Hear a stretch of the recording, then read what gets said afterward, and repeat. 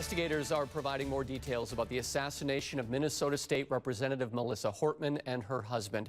Federal prosecutors say the suspect, 57-year-old Vance Bolter, went to the homes of 4 Minnesota State politicians with the intent to kill them late Friday night into Saturday morning. Bolter is facing several federal charges, including 2 counts of murder and multiple firearms and stalking charges. Prosecutors have not yet announced any terrorism charges, but at a briefing today, they said more could be coming. Well, it's pretty clear from the evidence that he's been planning these attacks for quite some time. There's voluminous writings, as you've seen in the reporting, that were found both in his car and his house about his planning, lists of names and individuals. In terms of the why, it's unclear. At the briefing, law enforcement described the details of the attacks, saying that 2 of the 4 houses Bolter visited were unoccupied at the time and that police arrived on scene as he was confronting the Hortmans. Had they not foiled the plan,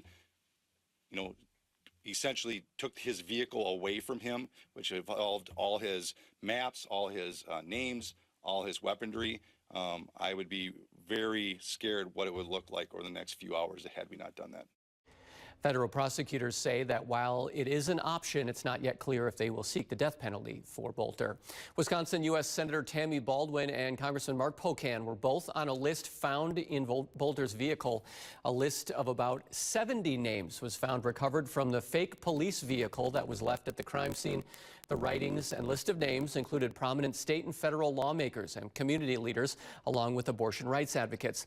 Communications Director Eli Rosen said Senator Baldwin is staying focused on the Minnesota lawmakers and their families, saying, quote, "She is grateful for law enforcement's swift action to keep the community safe and remains focused on the things that matter most here, honoring the legacy and life of Representative Melissa Hortman and her husband Mark, praying for the other victims who are fighting for their lives, and condemning this abhorrent, senseless political violence," end quote.